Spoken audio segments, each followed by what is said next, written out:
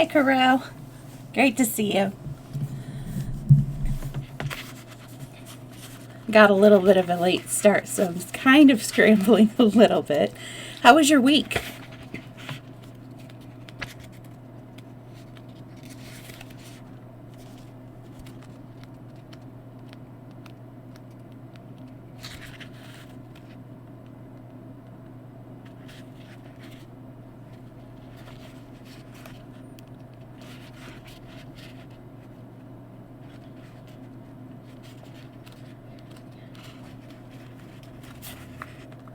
Okay, I think I found the halfway point.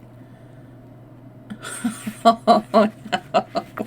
Oh, I'm sorry to hear that.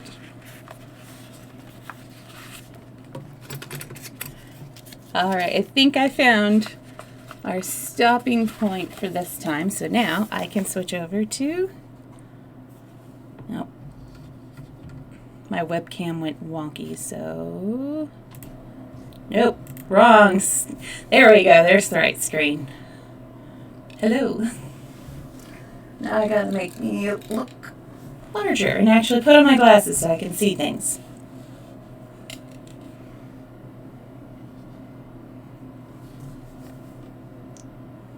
Alright, where are you? There you are.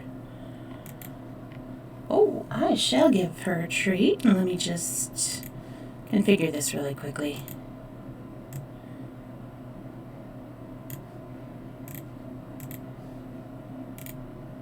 There we go. All right, let's go get Snockings. And I'll give Maestro too.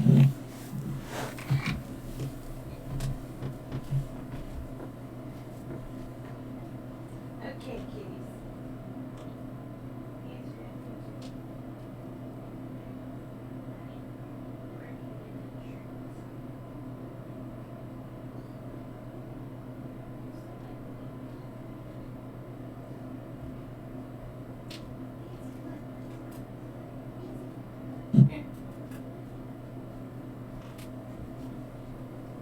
Maestro.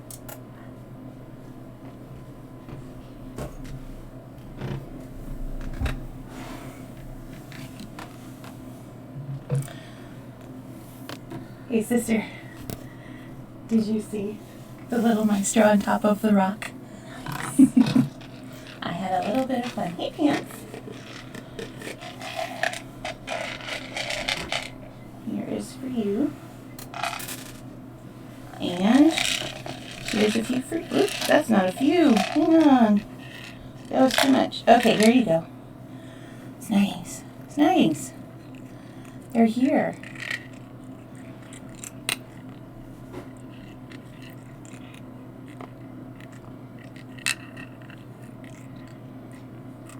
Two more.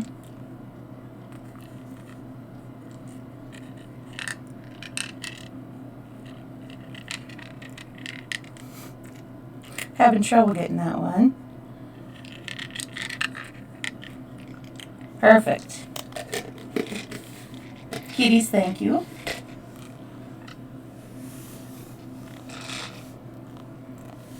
Hi.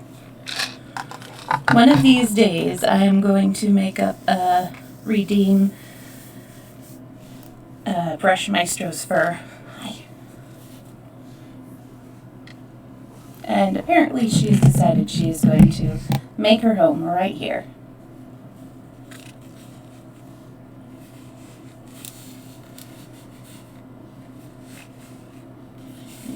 There we go.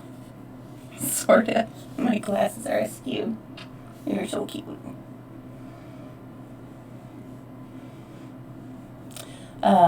One of the fun things about where I work, a lot of my coworkers have pets, and so we'll talk about the little weird things that our pets do. And so told them about how she'll just love to lay down right here in the middle of story time. Gotta crane my neck to see around her. She has been so very cuddly, especially the last, year or so. But I think it's probably because she's losing body fat because she's getting so old. So she wants to keep warm. I've got plenty of body fat and warmth. So there we go. Oh, This really sweet thing. My manager has known that I've been wanting to get a sound machine because I think I have tinnitus.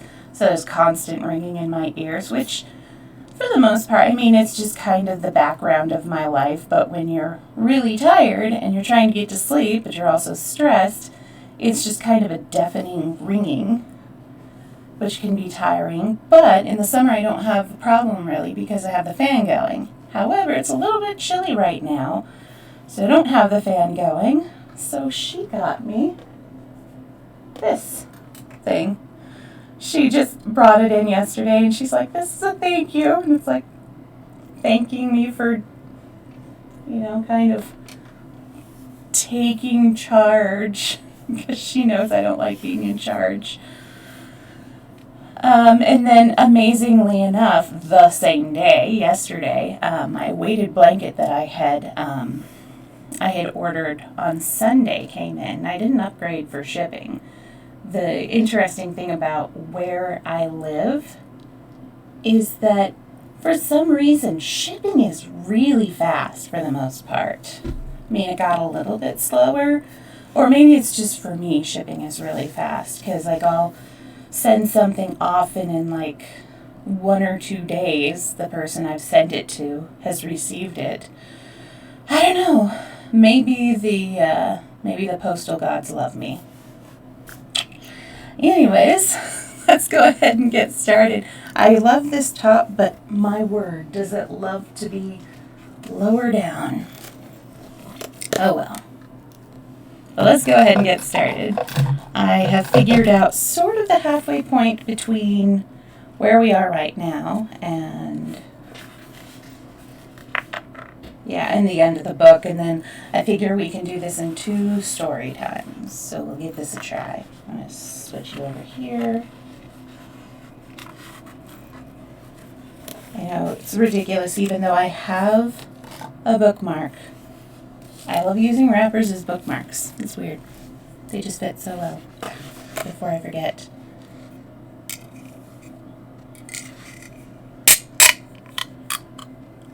Refreshing. All right. So from here on out, in Mrs. Spring Fragrance, the short stories get a lot shorter. So we're actually going to be reading many more stories than just the 3 that we read last time. And hopefully the majority are going to be more like the first two stories, which were adorable. Because the last, that one was heavy. I kind of saw where it was going. I didn't really want to know where it was, or want it to be where it was going, but yeah. Anyways, let's go ahead and hide our little maestro and get started. Mrs. Spring Fragrance. Its Wavering Image, Chapter 1. Pan was half white, half Chinese girl. Her mother was dead, and Pan lived with her father, who kept an Oriental bazaar on DuPont Street. All her life had Pan lived in Chinatown, and if she were different in any sense from those around her, she gave little thought to it. It was only after the coming of Mark Carson that the mystery of her nature began to trouble her. They met at the time of the boycott of the Sam Yoops by the Sea Yoops. After the heat and dust and unsavoriness of the highways and byways of Chinatown, the young reporter, who had been sent to find a story, had stepped across the threshold of a cool, deep room, fragrant with the odor of dried lilies and sandalwood, and found Pan. She did not speak to him, nor he to her. His business was with spectacled merchant who, with a pointed brush, was making up accounts in brown paper books and rolling bills in an abacus box. As to Pan, she always turned from whites. With her father's people, she was natural and at home, but in the presence of her mother's, she felt strange and constrained, shrinking from their curious scrutiny as she would from the sharp edge of a sword. When Mark Carson returned to the office, he asked some questions concerning the girl who had puzzled him. What was she, Chinese or white? The city editor answered him, adding, She is an unusually bright girl and could tell more stories about the Chinese than any other person in this city, if she would. Mark Carson had a determined chin, clever eyes, and a tone to his voice which easily won for him the confidence of the unwary. In the reporter's room he was spoken of as a man who would sell his soul for a story. After Pan's first shyness had worn off, he found her bewilderingly frank and free with him. But he had all the instincts of a gentleman, save one, and made no ordinary mistake about her. He was Pan's first white friend. She was born a Bohemian, except for the conventional restrictions imposed upon either the white or Chinese woman. And the Oriental, who was her father, mingled with his affection for his child so great a respect for and trust in the daughter of the dead white woman that everything she did or said was right to him. And Pan herself. A white woman might pass over an insult. A Chinese woman would fail to see one. But Pan, he would be a brave man indeed who offered one to childish little Pan. All this Mark Carson's clear eyes perceived, and with delicate tact and subtlety he taught the young girl that, all unconsciousness until his coming, she had lived her life alone. So well did she learn this lesson that it seemed at times as if her white self must entirely dominate and trample underfoot her Chinese. Meanwhile, in full trust and confidence, she led him about Chinatown, initiating him into the simple mystery and history of many things for which she, being of her father's race, had a tender regard and pride. For her sake he was received as a brother by the yellow-robed priests in the Joss house, the astrologers of Prospect Place, and other conservative Chinese. The Water Lily Club opened its doors to him when she knocked, and the sublimely pure brothers organization admitted him as one of its honorary members, thereby enabling him not only to see but to take part in a ceremony in which no American had ever before participated. With her by his side, he was welcomed wherever he went.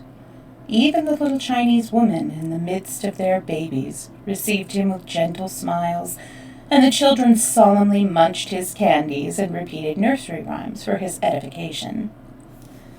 He enjoyed it all, and so did Pan. They were both young and light-hearted, and when the afternoon was spent, there was always that high room open to the stars, with its china bowls full of flowers and its big colored lanterns shedding a mellow light. Sometimes there was music. A Chinese band played 3 evenings a week in the gilded restaurant beneath him, and the louder the gongs sounded and the fiddlers fiddled, the more delighted was Pan. Just below the restaurant was her father's bazaar. Occasionally, Mon Yu, who would stroll upstairs and inquire of the young couple if there was anything needed to complete their felicity, and Pan would answer, "Thou only." Pan was very proud of her Chinese father. "I would rather have a Chinese for a father than a white man," she often told Mark Carson. The last time she had said that, he had asked whom she would prefer for a husband, a white man or Chinese. And Pan, for the first time since he had known her, had no answer for him.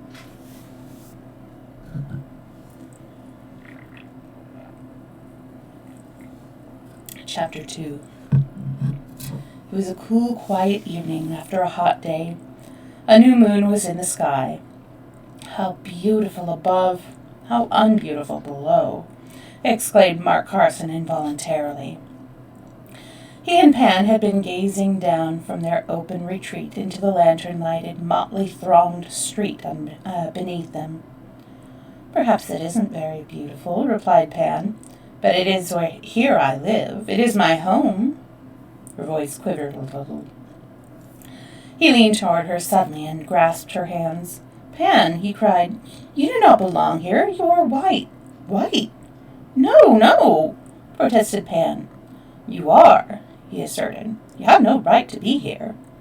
I was born here, she answered, and the Chinese people look upon me as their own. But they do not understand you, he went on. Your real self is alien to them. What interest have they in the books you read, the thoughts you think? They have an interest in me, answered faithful Pan. Oh, do not speak in that way any more. But I must, the young man persisted. Pan, don't you see that you have got to decide what you will be, Chinese or white? You cannot be both. Hush, hush, bade Pan. I do not love you when you talk to me like that. A little Chinese boy brought tea and saffron cakes. He was a picturesque little fellow with a quaint manner of speech. Mark Carson jested merrily with him, while Pan, holding a tea bowl between her two small hands, laughed and sipped. When they were alone again, the silver stream and the crescent moon became the objects of their study. It was a very beautiful evening. After a while, Mark Carson, his hand on Pan's shoulder, sang, and forever, as long as the river flows, as long as the heart has passions, as long as life has woes, the moon and its broken reflection and its shadows shall appear, as the symbol of love in heaven and its wavering image here. Hi, Maestro, you going to join me? Come on. You won't. Hey, we have Maestro. How are you?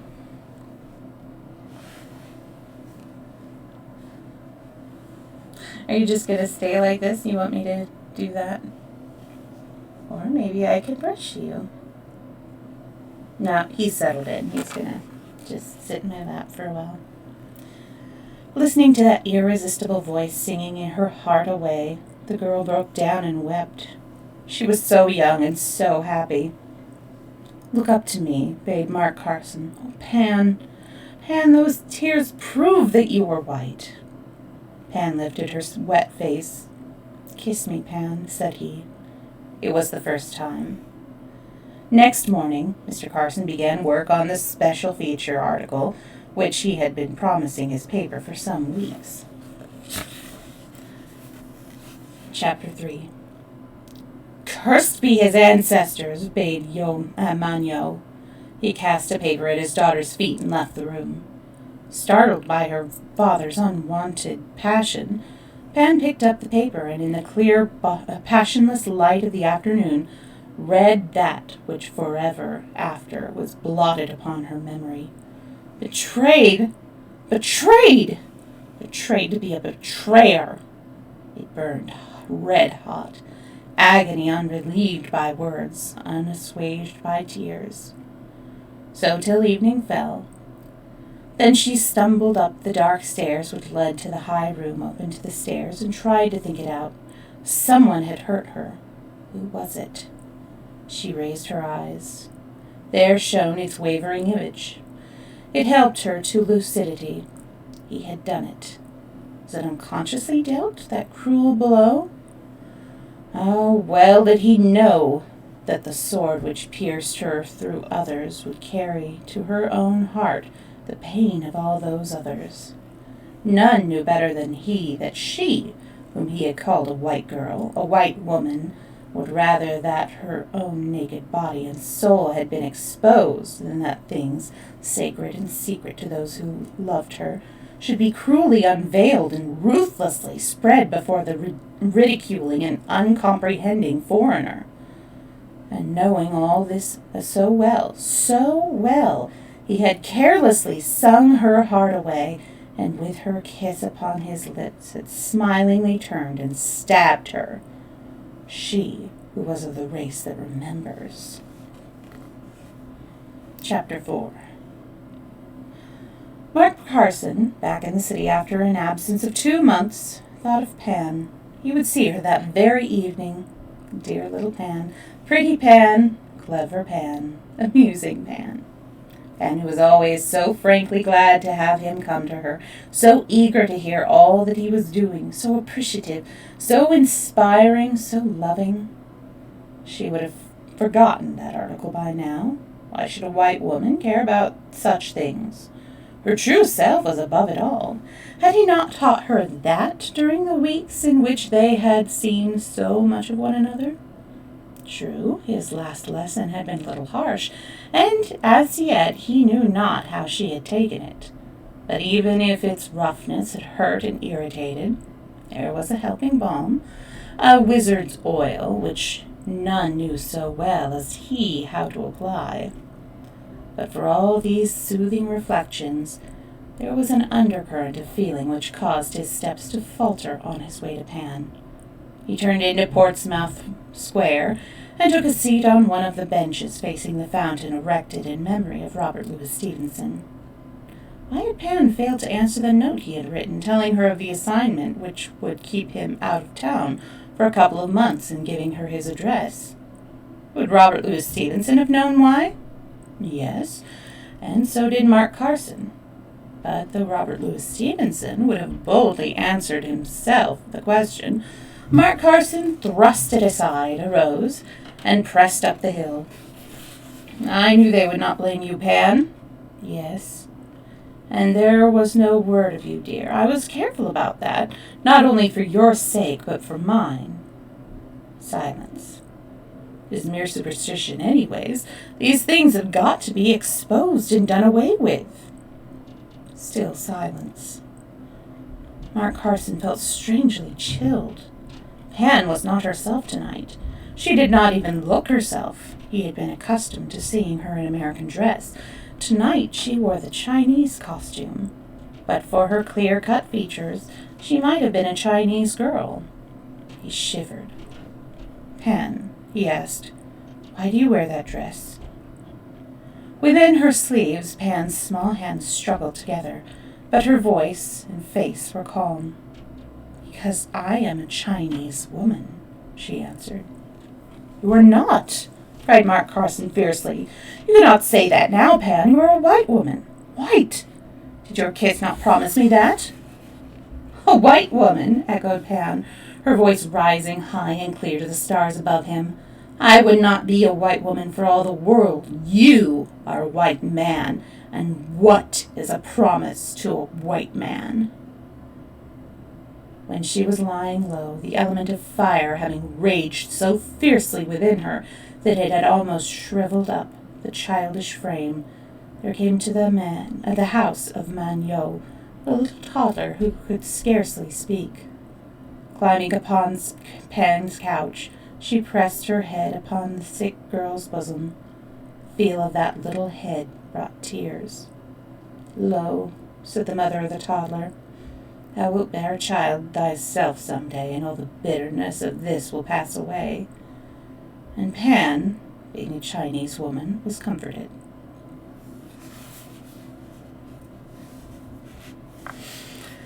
So that was more like the third story than the first two. The Gift of Little Me. The schoolroom was decorated with banners and flags wrought in various colors. Chinese lanterns swung overhead. A big green porcelain frog with yellow eyes squatted in the center of the teacher's desk. Tropical and native plants, azaleas, hyacinths, palms, and Chinese lilies filled the air with their fragrance. It was the day before the Chinese New Year's of 18, and Miss McLeod's little scholars, in the decoration of their schoolroom, had expressed their love of quaint conceits and their appreciation of the beautiful. They were all in holiday attire. This was Han Wen-ti, in sky-hued raiment and loose, flowing sleeves, upon each of which was embroidered a yellow dragon. Han Wen-ti's father was the chief of his clan in America. There was San Ki, the son of the Americanized merchant, stiff and slim in American store clothes. Little Choi, on the girl's side, proudly wore a checked Louisine Mother Hubbard gown, while Fei and Sie looked like hummingbirds in their native costume of bright-colored silks flowered with gold. Miss McLeod's eyes wandered over the heap of gifts piled on 3 chairs before her desk, and over the heads of the young givers, to where on a back seat a little fellow in a blue cotton tunic and pantaloons sat swinging a pair of white-soled shoes in a don't-care-for-anybody fashion. Little me was looked upon almost as a criminal by his schoolfellows. He was the only scholar in all the school who failed to offer at the shrine of the teacher, and the fact that he was the son of a man who dined on no richer dish than rice and soy gravy did not palliate his offense. There were other scholars who knew not the taste of mushrooms, bamboo shoots, and suckling pigs, yet who were unceasing in their offerings of paper mats, wildflowers, pebbles, strange insects, and other gifts possessed at least a sentimental value. The truth of the matter, however, was that little me was neither unappreciative nor unloving. He was simply unafflicted with pride. If he could not give in the princely fashion of Hong Ying and Li Chu, the sons of the richest merchants in Chinatown, he would not give at all. Yet if Miss McLeod, in her Scotch heart, followed herself a favorite amongst her scholars, it was little me. Many a time had she incurred the displeasure of the parents of Hong Ying and Li Chu by rejecting the oft-times valuable presents of their chubby, complacent-faced sons. She had seen little me's eyes cloud and his small hands draw up in his sleeves when the pattering footsteps of the braided darlings of the rich led them with their offerings to her desk. "Attention, children," said Mrs. McLeod, and she made a little speech in which she thanked her scholars for their tokens of appreciation and affection, but impressed upon them that she prized as much a wooden image of his own carving from a boy who had nothing more to offer, as she did an ivory or jade figure from one whose father could afford to wear gold buttons, that a lychee from the orphan Amoy was as refreshing to her as a basket of oranges from the only daughter of the owner of many fruit ranches. The greatest of all gifts was beyond price. They must remember the story she had told them at Christmas time of the giving of a darling and only son to a loved people. All the money in the world could not have paid for that dear little boy. He was a free gift. Little me stopped swinging his feet in his white-soled shoes. With solemn eyes and puckered brow, he meditated over this speech. The first day of the new year was kept with much rejoicing. There were gay times under the lanterns, quaint ceremonies, and fine feasting. The flutist came out with his flute, the banjo man with his banjo, and the fiddler with his fiddle. No child but had a piece of gold or silver given to him or her, and sweetmeats, loose-skinned oranges, and watermelon seeds were scattered around galore. Strains of music enlivened the dark alleys, and flowers, or fireworks, delighted both old and young. The literary and benevolent societies brought forth those of their number whose imaginations and experiences gave them the power to portray the achievements of heroes, the despair of lovers, the blessings which fall to the lot of the filial son, and the terrible fate of the undutiful. And while the sun went down, and long after it had set, groups of fascinated youths sat listening to tales of magic and enchantment. In the midst of it all, little me wandered around in his white-soled shoes and thought of that other story, the story of the babe. On the second day of the Chinese New Year, Mrs. McLeod, with her twine bag full to overflowing with little red parcels of joy, stopped before the door of the tea house. As there was no response to her knock, she lifted the latch and entered their darkened room. By a couch in the farthest corner of the room, a woman knelt, moaning and tearful. It was Tai, little me's mother. Little me's proper name was Chi Ping. Miss McLeod touched her shoulder sympathetically. The woman shuddered, and the low moans became heart-rending cries and sobs. Did the teacher know that her baby was stolen? Some evil spirit had witched him away. Her husband, with some friends, was searching for the child, but she felt sure they would find him. Never. She had burnt incense to Mother and besought the aid of Goddess of Children, but her prayers would not avail, because her husband had neglected that month to send his parents cash for ginseng and broth. He had tried with his luck with the gambling cash tiger and failed. Had he been fortunate, his parents would have received twice their usual portion, but as it was, he had lost. And now the baby, the younger brother of little me, was lost too. "How did it happen?" inquired Miss McLeod. "We were alone, Babe and I," replied the mother. "My man was visiting, and little me was playing in the alley. I stepped over with a bowl of boiled rice and a pot of tea for old Sien Tao. We have not much for our own mouths, but it is well to begin the new year by being kind to those who may not see another. The babe was sleeping when I last beheld him. When I returned, whether he was asleep, awake, in the land of the living, or in the spirit world, was withheld from me. Wolf, tiger heart, alone knew." This was truly a case needing sympathy. Miss McLeod did her best, and after a while Chi-A-Tai sat up and listened with some hope for her husband's footsteps. High knockings. He came at last, a tired, gaunt-looking man, wearing in the face of the holiday the blue cotton blouse and pantaloons of a working Chineseman, and a very dilapidated American slouch hat, around which he had wound his queue. He was followed into the room by several of his countrymen, who cast suspicious glances at the white woman present, but upon recognition came forward, each in turn, and saluted her in American fashion. There were several points of difference between Miss McLeod and the other white teachers of Chinatown, which had won for her the special favor of her pupils' parents. One was that, though it was plain to all that she loved her work and taught the children committed to her charge with the utmost patience and care, she was not a child-cuddling and caressing woman. Another, that she had taken pains to learn the Chinese language before attempting to teach her own. Thirdly, she lived in Chinatown and made herself at home amongst its denizens. Chi-A-Tai was bitterly disappointed in seeing her husband without the babe. She rose from her couch, and pulling open the door, which the men had closed behind him, pointed them out again, crying, "Go, find my son! Go find my son!" She, being the first, turned upon her resentfully.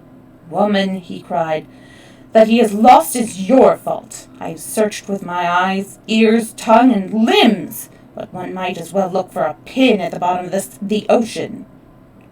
The mother began to weep pitifully. "'Tis the gambling cash tiger," she sobbed.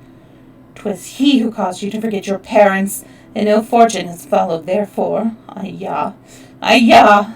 My heart is as heavy as the blackest heavens." "What nonsense!" exclaimed Miss McLeod, thinking it time to interfere. "The child cannot be far away. Let us all hunt and see who will find him first." A crowd of men, women, and children had gathered outside the door, most of them in gay holiday attire. At these words of the teacher, there was an assenting babble of voices, followed by a darting into passages, up stairways, and behind doors. Lanterns were lit for the exploration of underground cellars, stores, closets, stairways, balconies.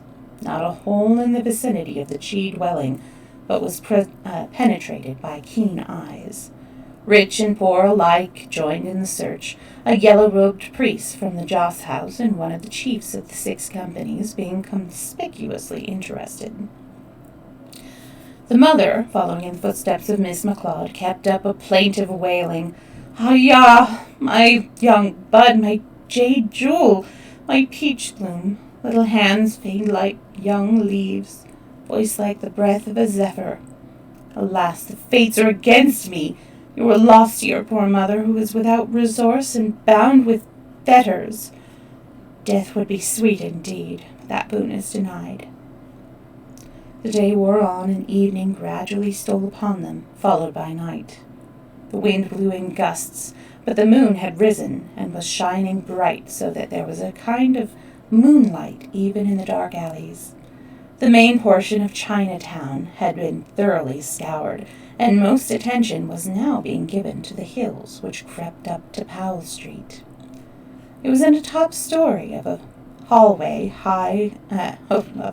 halfway hill tenement that Miss McLeod's room was located, a cozy little place for all its apparently comfortless environment.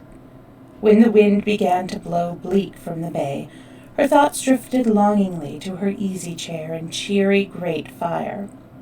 But only for a moment. Until the baby was found, she could know no rest. The distress of these Chinese people was hers, her troubles also. Had she not adopted them as her own kinfolk had failed her? Their grateful appreciation of the smallest service, their undemonstrative but faithful affection, had been as balm to a heart wounded by the indifference and bruised by the ingratitude of those to whom she had devoted her youth, her strength, and her abilities. Suddenly a cry was heard. Wang Hong-hing, a merchant Chinaman who had taken command of the search party, detailed to explore the upper part of Chinatown, appeared at the door of a rickety tenement, the one in which Miss McLeod had built her nest, and waved under the lanterns a Chinese flag signal that the child was found. Pell-mell the Chinese rushed toward his country's emblem. With the exception of Miss McLeod, not a single white person, not even a policeman, had been impressed into the search. Leading the rushing crowd was Chi Ping the first. In the midst panted Ah Tai and her white woman friend, and in the wake of all calmly, quietly pattered little me, though usually the chief object of his parents' attention. This day, or rather night, he seemed altogether forgotten. Up several flights of stairs streamed the searchers, while from every door on the landings men, women, and children peered out, inquiring what it all meant. Hemmed in by numbers, the teacher found herself at last blocked outside of her own room. Someone was talking loudly and excitedly. It was Wang Hong-hing, the father of her pupil of that name, and the uncle of another pupil, Li Chu. What was he saying? The teacher strained her ears to catch his words. Gracious heavens! He was declaring that she had stolen the child, that it lay in her room hidden under the coverlets of her bed. Positive evidence that she, who under the guise of friendship had ingratiated herself into their hearts and homes, was in reality a secret enemy. Trust her no more, this McLeod Jean, he cried. Though her smile is as sweet as honey, her heart is like a razor. There was an ominous silence after his speech. Wang Hong-hing was a pompous man whose conceit had been inflated by the flattery of wily white people who, unlike the undiplomatic Scotchwoman, did discriminate between the gifts of the rich and poor. Nevertheless, a president of the Water Lily Club and secretary of the Society of Celestial Reason, he was a man of influence in Chinatown, and this was painfully impressed upon the teacher when Chia Tai cast upon her a shuddering glance and fell swooning into the arms of a stout countrywoman behind her. Now the blood of Scottish chieftains throbbed in Miss McLeod's veins, and it was this brave blood which, when all the ships in which she had stored her early hopes and dreams had one by one been lost, had borne up her soul above the stormy flood and helped her to launch another ship in a sea both wild and strange. That ship had weathered many a gale. Should she, after steering it safely into port, allow it to be founder in harbor? Never. That ship was a safe deposit bank for all her womanly affection and energy. It carried her Chinese work, the work in which she had found consolation, peace, and happiness. Hong-hing should not wreck it without some effort on her part to save. The intrepid woman, nerved by these thoughts, pushed through the human wall before her and reached the speaker's side. Sleeping in the midst of the tumult lay the babe, its little hand under its cheek. So pretty a picture that even in her stress and excitement, she paused for a moment to wonder and admire. Then she faced the big Chinaman in his gorgeous holiday robes, her small, slight form drawn to its fullest height, her light blue eyes ablaze. "Wang Hom Hing," she cried, "you know you are trying to make my friends believe that you do what you do not believe yourself. I know no more than its mother does about how the dear baby came here." The Chinese merchant shrugged his shoulders insolently and addressed the people again, asked them to judge for themselves. The baby had been stolen. The teacher had pretended to aid in the search, yet it had been he and not she who had led the way to her room where it had been found. Low mutterings were heard throughout the place, but after they had subsided, the white woman, looking round for a friendly face, was surprised and cheered to find many. Her spirits rose. "How was I to know the child lay in my room?" she indignantly inquired.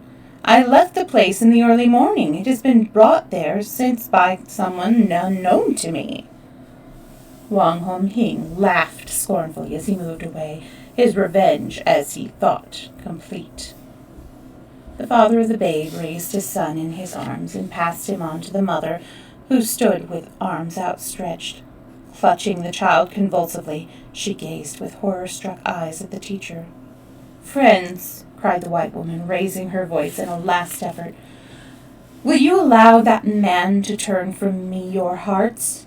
Have you not known me long enough to believe that though I cannot explain to you how the baby came to be in my room, yet I am innocent of having brought it here? Atai," addressing the mother, "can you believe that I would harm one hair of your baby's head?" Atai hesitated, her eyes full of tears. She had loved the teacher, but Wang Hom Hing had sown a poisonous seed in her superstitious mind. Miss McLeod noted her hesitation with a sinking of the heart that was utmost despair. Up hobbled a very old and very tiny woman. "McLeod Jean," she cried, "your gracious and noble qualities of mind and soul merit a happier New Year's Day than this.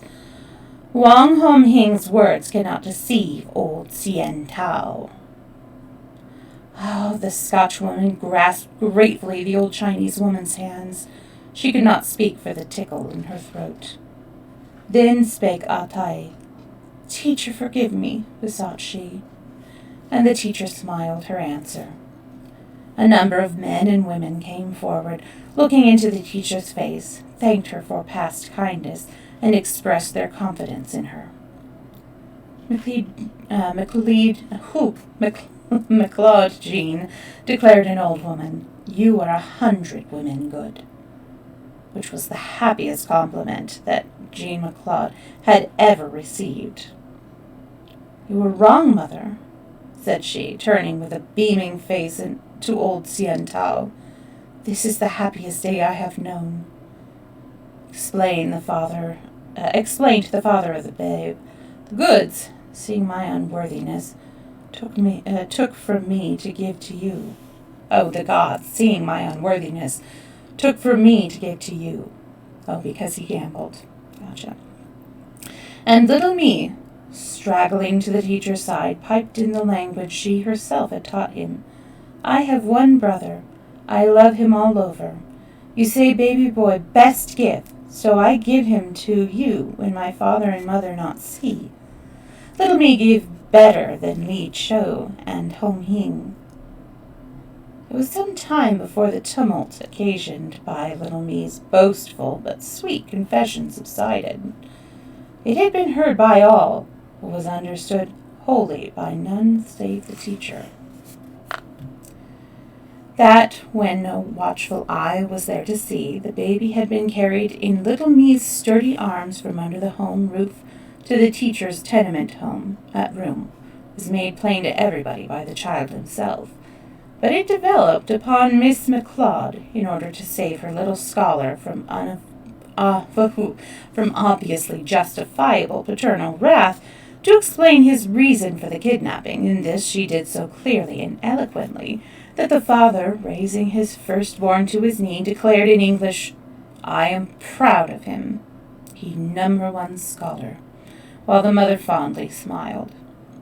Little me looked at the baby in his mother's laps, and then at the teacher. His eyes filled with tears. "You not like what I give you well enough to keep him," he sobbed.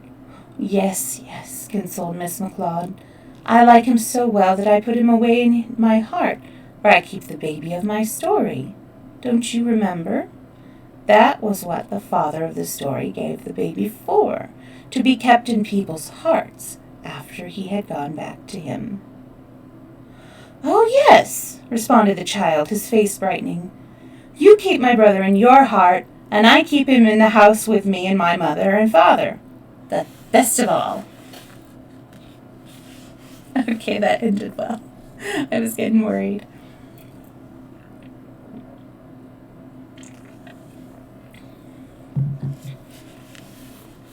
The story of one white woman who married a Chinese.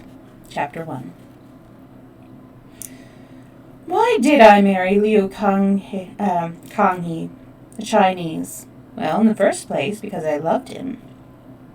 In the second place, because I was weary of working, struggling, and fighting with the world. In the third place, because my child needed home. My first husband was an American 15 years older than myself. For a few months, I was very happy with him. I had been a working girl, stenographer. A home of my own filled my heart with joy. It was a pleasure to me to wait upon James, cook him nice little dinners and suppers, read to him little pieces from the paper and magazines, and play to him my little songs and melodies. And for a few months he seemed to be perfectly contented. I suppose I was a novelty to him, he having lived a bachelor existence until he was 34. Sorry. Cat hair. But it was not long before he left off smiling at my little jokes, grew restive and cross when I teased him, and when I tried to get him to listen to a story in which I was interested and longed to communicate, he would bid me not bother him. I was quick to see the change and realize that there was a gulf of differences between us. Nevertheless, I loved and I was proud of him. He was considered a very bright and well-informed man, and although his parents had been uneducated working people, he had himself been through the public schools. He was also an omnivorous reader of you're making it hard. Of socialistic and New Thought literature. Women's suffrage was one of his particular hobbies. Whenever I had a magazine around and would pick it up and read aloud to me whenever I had a magazine around, he would pick it up and read aloud to me the columns of advice to women who were ambitious to become comrades to men and walk shoulder to shoulder with their brothers. Once I ventured to remark that much as I admired a column of men keeping step together, yet men and women thus ranked would, to my mind, make a very unbeautiful and disorderly spectacle. He frowned and answered that I did not understand him, and was too frivolous. He would often draw my attention to newspaper reports concerning women of marked business ability and enterprise. Once I told him that I did not admire clever businesswomen, as I had usually found them, and so had other girls of my acquaintance, not nearly so kind-hearted, generous, and helpful as the humble drudges of the world, the ordinary working woman. His answer to this was that I was jealous and childish. But in spite of his unkind remarks and evident contempt for me, I wished to please him. He was my husband, and I loved him. Many an afternoon, when through with my domestic duties, did I spend in trying to acquire a knowledge of labor politics, socialism, women's suffrage, and baseball, the things in which he was most interested. It was hard work, but I persevered until one day It was about 6 months after our marriage. My husband came home a little earlier than usual and found me engaged in trying to work out problems in subtraction and addition. He laughed sneeringly. "Give it up, Minnie," said he. "You were built for anything but taking care of kids. Gee, there's a woman at our place who has a head for figures that makes her worth over $100 a month. Her husband would have a chance to develop himself." This speech wounded me. I knew it was James' ambition to write a book on social reform. The next day, unknown to my husband, I called upon the wife of the man who had employed me as a stenographer before I was married, and inquired of her whether she thought I could get back my old position. "But, my dear," she exclaimed, "your husband is receiving a good salary. Why should you work?" I told her that my husband had in mind the writing of a book on social reform, and I wished to help him in his ambition by earning some money towards its publication. "Social reform," she echoed. "What sort of social reform is he who would allow his wife to work when he is well able to support her?" She bade me go home and think no more of an office position. I was disappointed. I said, "Oh, I wish I could earn some money for James. If I were earning money, perhaps he would not think me so stupid." "Stupid, my dear girl. You are one of the brightest little women I know," kindly comforted Mrs. Rogers. But I knew differently, and went on to tell her of my inability to figure with my husband, how much he had made on certain sales, of my lack of interest in politics, labor questions, women's suffrage, and world reformation. "Oh," I cried, "I'm a narrow-minded woman. All I care for is my husband to love me and to be kind to me, for life to be pleasant and easy, and to be able to help a wee bit the poor and sick around me." Mrs. Rogers looked very serious as she told me that there were differences of opinion as to what was meant by narrow-mindedness, and that the majority of men who had no wish to drag their wives into all their business perplexities, and found more comfort in a woman who was unlike rather than like themselves.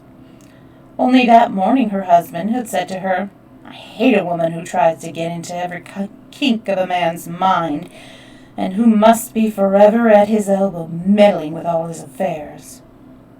I went home comforted. Perhaps after a while James would feel and see as I did, Mr. Rogers, as did Mr. Rogers. Vain hope.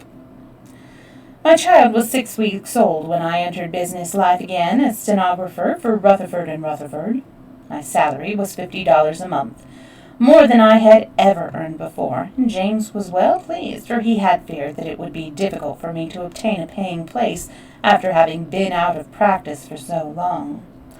His $50 paid for all our living expenses, with the exception of rent, so that James would be able to put by his balance against the time when his book would be ready for publication.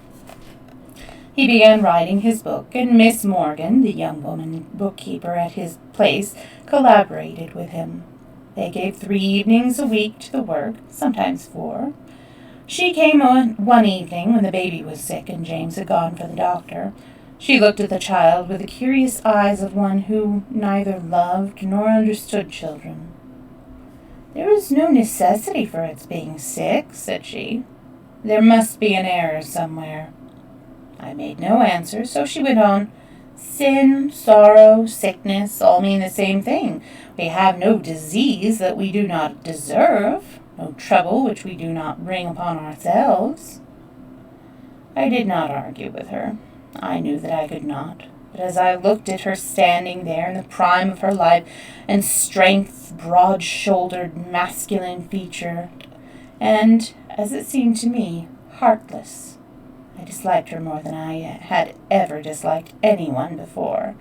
My own father had died after suffering for many years from a terrible malady, contracted while doing his duty as a physician and surgeon. And my little innocent child, what had sin to do with his measles?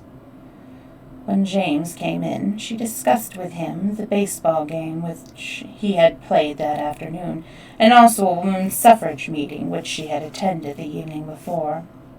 After she had gone, he seemed to be quite exhilarated. "That's a great woman," he remarked. "I do not think so," I answered him. "One who would take from the sorrowful and suffering their hope of a happier existence hereafter, and add to their trials on earth by branding them as objects of aversion and contempt. It is not only not a great woman, but to my mind no woman at all." He picked up a paper and walked into another room. "What do you think now?" I cried after him. "What would be the use of my explaining it to you?" he returned. "You wouldn't understand." How my heart yearned over my child those days. I would sit before the typewriter and in fancy hear her crying for her mother. Poor sick little one, watched over by a strange woman, deprived of her proper nourishment, while I took dictation from my employer. I thought only of her. The result, of course, was that I lost my place. My husband showed his displeasure at this in various ways, and as the week went by and I was unsuccessful in obtaining another position, he became colder and more indifferent. He was neither a drinking nor an abusive man, but he could say such cruel and cutting things that I would 100 times rather have been beaten and ill-used than compelled, as I was, to hear them. He even made me feel it a disgrace to be a woman and a mother. Once he said to me, "If you had had ambition of the right sort, you would have perfected yourself in your stenography so that you could have taken cases in court. There's a little fortune in that business." I was acquainted with a woman stenographer who reported divorce cases and who had described to me the work, so I answered, "I would rather die of hunger, my baby in my arms, than report divorce proceedings under the eyes of the men in a courtroom." "Other women as good as you have done and are doing it," he reported. "Other women, perhaps better than I, have done and are doing it," I replied, "but all women are not alike. I am not that kind." "That's so," said he. "Well, you are the kind who are up to date. You are behind the times." "Oh, they are the kind who are up to date. You are behind the times." One evening I left James and Miss Morgan engaged with their work and went across the street to see a sick friend. When I returned, I let myself into the house very softly for fear of awakening the baby whom I had left sleeping. As I stood in the hall, I heard my husband's voice in the sitting room. What he was saying: "I am a lonely man. There is no companionship between me and my wife." "Nonsense," answered Miss Morgan, as I thought a little impatiently. "Look over this paragraph, please, and tell me if you do not think it would be well to have it follow after the one ending with the words ultimate concord, in place of that being with these great principles." "I cannot settle my mind upon the work tonight," said James in a sort of thick, tired voice. "I want to talk to you, to win your sympathy, your love." I heard a chair pushed back. I knew Miss Morgan had arisen. "Good night," I heard her say. "Much as I would like to see this work accomplished, I shall come no more." "But, my God, you cannot throw the thing up at this late date." "I can and I will. Let me pass, sir." "If there were no millstone around my neck, you would not say, 'Let me pass, sir,' in that tone of voice." The next I heard was a heavy fall. Miss Morgan had knocked my big husband down. I pushed open the door. Miss Morgan, cool and collected, was pulling on her gloves. James was struggling to his feet. "Oh, Mrs. Carson," exclaimed the former, "your husband fell over the stool. Wasn't it stupid of him?" James, of course, got his divorce 6 months after I deserted him. He did not ask for the child, and I was allowed to keep it.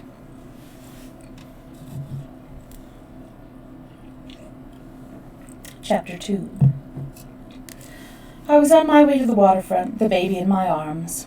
I was walking quickly, for my state of mind was such that I could have borne twice my burden and not have felt it. But as I turned down a hill which led to the docks, someone touched my arm, and I heard a voice say, "Pardon me, lady, but you have dropped your baby's shoe." "Oh, yes," I answered, taking the shoe mechanically from the outstretched hand and pushing on. I could hear the waves lapping against the pier when the voice fell upon my ear. "If you go any further, lady, you will fall into the water." My answer was a step forward. A strong hand was laid upon my arm, and I swung round against my will. "Poor little baby," went on the voice, which was unusually soft for a man's. "Let me hold him." I surrendered my baby to the voice. "Better come over where it is light and you can see where to walk." I allowed myself to be led into the light. Thus I met Liu Kang-he, the Chinese who afterward became my husband. I followed him, obeyed him, trusted him from the very first. It never occurred to me to ask myself what manner of man was succoring me. I only knew that he was a man, and that I was being cared for as no one had cared for me since my father died, and my grim determination to leave a world which had been cruel to me passed away, and in its place I experienced a strange calmness and content. "I'm going to take you to the house of a friend of mine," he said, and he preceded me up the hill, the baby in his arms. "You will not mind living with Chinese people?" he added. An electric light under which we were passing flashed across his face. I did not recoil, not even at first. It may have been because he was wearing American clothes, wore his hair cut, and even to my American eyes appeared a good-looking young man, and it may have been because of my troubles. But whatever it was, I answered him, and I meant it. I would much rather live with Chinese than Americans. He did not ask me why, and I did not tell him, until long afterward, the story of my unhappy marriage, my desertion of the man who had made it impossible for me to remain under his roof, the shame of the divorce, the averted faces of those who had been my friends, the cruelty of the world, the awful struggle for an existence for myself and child, sickness followed by despair. The Chinese family with which he placed me were kind, simple folk. The father had been living in America for more than 20 years. The family consisted of his wife, a grown daughter, and several small sons and daughters, all of whom he had been born in America. They made me very welcome and adored the baby. Liu Jungsong, the father, was a working jeweler, but because of an accident by which he had lost the use of one hand, he was partially incapacitated for work. Therefore, their family depended for maintenance chiefly upon their kinsman, Liu Kang-he, the Chinese who had brought me to them. "We love much our cousin," said one of the little girls to me one day. "He teaches us so many games and brings us toys and sweets." As soon as I recovered from the attack of nervous prostration, which laid me low over many a month after being received into the Liu home, my mind began to form plans for my own and my child's maintenance. One morning I put on my hat and jacket and told Mrs. Liu I would go downstairs and make an application for work as a stenographer at the different typewriting offices. She pleaded with me to wait a week longer, until, as she said, "Your limbs are more fortified with strength." I assured her that I felt myself well able to begin to do for myself, and that I was anxious to repay some little part of the expense I had been to them. "For all we have done for you," she answered, "our cousin has paid us double-fold." "No money can recompense your kindness to myself and child," I replied. "But if it is your cousin to whom I am indebted for board and lodging, all the greater is my anxiety to repay what I owe." When I returned to the house that evening, tired out with my quest for work, I found Liu Kang-he tossing ball with little Feng on the front porch. Mrs. Liu bustled out to meet me and began scolding in motherly fashion. "Oh, why you go downtown before you strong enough? See, you look all sick again," she said. She turned to Liu Kanghe and said something in Chinese. He threw the ball back to the boy and came toward me, his face grave and concerned. "Please be so good as to take my cousin's advice," he urged. "I'm well enough to work now," said I, "and I cannot sink deeper into your debt." "You need not," said he. "I know a way by which you can quickly pay me off and earn a good living without wearing yourself out and leaving the baby all day. My cousin tells me that you can create most beautiful flowers on silk, velvet, and linen. Why not, then, you do some of that work for my store? I will buy all you can make." "Oh," I exclaimed, "I should be only too glad to do such work. But do you really think I can earn a living in that way?" "You certainly can," was his reply. "I am requiring an embroiderer, and if you will do the work for me, I will pay you what it is worth." Oh, thank you for the hydrate reminder. Water. I forgot tea today, so it's water and Red Bull.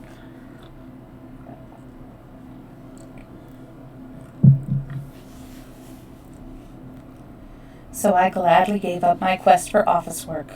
I lived in the Liu Jusong house and worked for Liu Kanghe. The days, weeks, and months passed peacefully and happily. Artistic needlework had always been my favorite occupation, and when it became a source both of remuneration and pleasure, I began to feel that life was worth living after all. I watched with complacency my child grow amongst the little Chinese children. My life's experience had taught me that the virtues do not all belong to the whites. I was interested in all that concerned the Liu household, became acquainted with all their friends, and lost altogether the prejudice against the foreigner in which I had been reared. I had been living thus more than a year when, one afternoon, as I was walking home from Liu Kanghe's store in Kearney Street, a parcel of silks and floss came under my arm, and my little girl trudging by my side, I came face to face with James Carson. "Well, now," said he, planting himself in front of me, "you are looking pretty well. How are you making out?" I caught up my child and pushed past him without a word. When I reached the Liu house, I was trembling in every limb. So great was my dislike and fear of the man who had been my husband. About a week later, a letter came to the house addressed to me. It read, 204 Buchanan Street. Dear Minnie, if you are willing to forget the past and make up, I am too. I was surprised to see you the other day, prettier than ever, and much more a woman. Let me know your mind at an early date. Your affectionate husband, James. I ignored this letter, but a heavy fear oppressed me.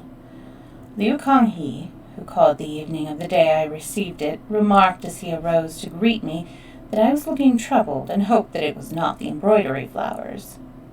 It is the shadow from my big hat, I answered lightly. I was dressed for going downtown with Mrs. Liu, who was preparing her eldest daughter's trousseau. A trousseau is like a big chest of linens and stuff like that a woman would be married with, and that would be the linens for her household. And so, I think in some cultures the woman prepares it herself before she gets married, and then in other cultures I think that the whole family does. Oh, hello, Khaled. Thank you so much for the follow. Welcome to Storytime. Just explaining a little bit about a trousseau, as they mentioned in the book that I'm reading, Mrs. Spring Fragrance, which is a collection of short stories of, it was the very first book that was published by a Chinese American. And there are some tough stories, but there are also some really sweet stories as well. So, let me put up Maestro since we're chatting a little bit. But welcome. Make yourself at home here, And this, by the way, this little guy right here is one of my kitties, Maestro. And then the gray one over there, that's Snockings. And you might see her again, or she might be taking a nap, who knows. Anyways, yeah, I'm nearing the end of the short story. We can chat a little bit then. Tell me a little bit about yourself. Oh, and thank you so much for posting up the socials, Corel. I do put up all of my story times on YouTube, with the exception of the other story time that I'm doing on Sundays right now, which is Robinson Crusoe, which does contain some situations that I do not agree with. So, yeah. And thank you so much, Corel. You are fabulous. So feel free to tell me a little bit about yourself in chat. I will read it at the end of the chapter, which is soon. It's just a couple of pages away. Let's see. I have to find where I was. We were talking about trousseaux. There we go. Someday, said Liu Kanghi earnestly, I hope that you will tell me all that is in your heart and mind. I found comfort in his kind face. If you will wait until I return, I will tell you all tonight, I answered. Strange as it may seem, although I had known Liu Kanghi now more than a year, I had had little talk alone with him, and all he knew about me was that as what he had learned from Mrs. Liu, namely, that I was a divorced woman who, when saved from destruction, was homeless and starving. That night, however, hearing my story, he asked me to be his wife. He said, I love you and would protect you from all trouble. Your child shall be as my own. I replied, I appreciate your love and kindness, but I cannot answer you just yet. Be my friend for a little while longer. Do you have for me the love feeling? He asked. I do not know, I answered truthfully. Another letter came. It was written in a different spirit from the first and contained a threat about the child. There seemed but one course open to me. That was to leave my Chinese friends. I did. With much sorrow and regret, I bade them goodbye and took lodgings in a part of the city far removed from the outskirts of Chinatown, where my home had been with the Lius. My little girl pined for her Chinese playmates, and I myself felt strange and lonely. But I knew that if I wished to keep my child, I could no longer remain with my friends. I still continued working for Liu Kanghi and carried my embroidery to his store in the evening after the little one had been put to sleep.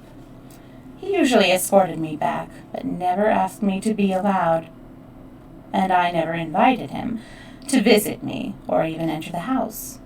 I was a young woman and alone, and what I had suffered from scandal since I had left James Carson had made me wise. It was a cold, wet evening in November when he accosted me once again. I had run over to a delicatessen store at the corner of the block where I lived. As I stepped out, his burly figure loomed up in the gloom before me. I started back with a little cry, but he grasped my arm and held me. Walk beside me quietly if you do not wish to attract attention, said he, and by God, if you do, I will take the kid tonight. You dare not, I answered. You have no right to her whatever. She is my child, and I have supported her for the last 2 years alone. Alone? What will the judges say when I tell them about the Chinaman? What will the judges say? I echoed. What can they say? Is there any disgrace in working for a Chinese merchant and receiving pay for my labor? In walking in the evening with him and living for over a year in a house for which he paid the rent? Ha! Ha ha ha! His laugh was low and sneering. He had evidently been making inquiries concerning the Liu family and also watching me for some time. How a woman can loathe and hate the man she once loved. We were nearing my lodgings. Perhaps the child had awakened and was crying for me. I would not, however, have entered the house had he not stopped the door and pushed it open. Lead the way upstairs, said he. I want to see the kid. You shall not, I cried. In my desperation, I wrenched myself from his grasp and faced him, blocking the stairs. "If you use violence," I declared, "the lodgers will come to my assistance. They know me." He released my arm. "Bah," said he. "I'm no use for the kid. It is you I am getting reconciled to. Don't you know, Minnie, that once your husband, always your husband? Since I saw you the other day on the street, I have been more in love with you than ever before. Suppose we forget all and begin over again." The tone of his voice had softened. My fear of him grew greater. I would have fled up the stairs had he not again laid his hand on my arm. "Answer me, girl," said he. And in spite of my fear, I shook off his hand and answered him. "No husband of mine are you, either legally or morally, and I have no feeling whatever for you other than contempt." "Ah, so you have sunk." His expression was evil. "The oily little chink has won you." Oof. I'm using that word just because the author wishes us to see how they were talked about and treated, but I do not use that word. That is a word that my mother used, actually, and I do not. I was no longer afraid of him. "Won me," I cried, unheeding who heard me. "Yes, honorably and like a man. And what are you to dare sneer at one like him? For all your 6 feet of grossness, your small soul cannot measure up to this great one. You are unwilling to protect and care for the woman who was your wife or the little child you caused to come into the world. But he succored and saved the stranger woman, treated her as a woman with reverence and respect, gave her child a home, and made them both independent, not only of others, but of himself. Now, hearing you insult him behind his back, I know that what I did not know before, that I love him, and all I have to say to you is go." And James Carson went. I heard of him again but once.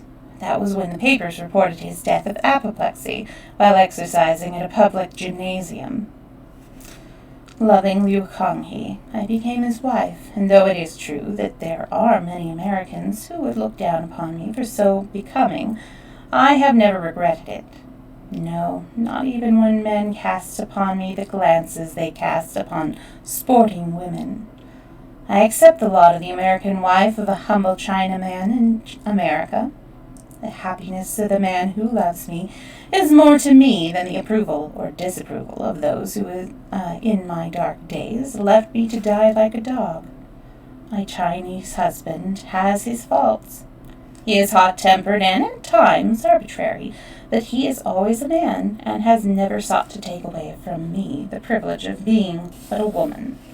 I can lean upon trust in him.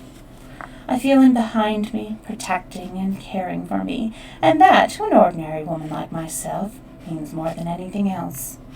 Only when the son of Liu Kanghe lays his head upon my bosom do I question whether I have done wisely. My boy, the son of the Chinese man, is possessing of a childish wisdom which brings the tears to my eyes. And as he stands between his father and myself, like yet unlike us both, so will he stand in after years between his father's and his mother's people. And if there is no kindliness nor understanding between them, what will my boy's fate be?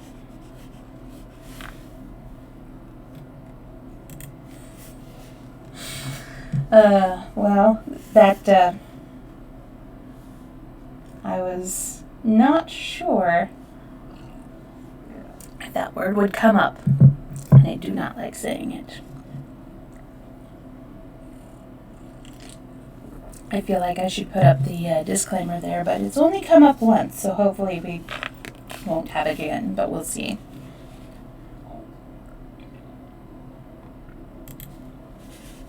The next story.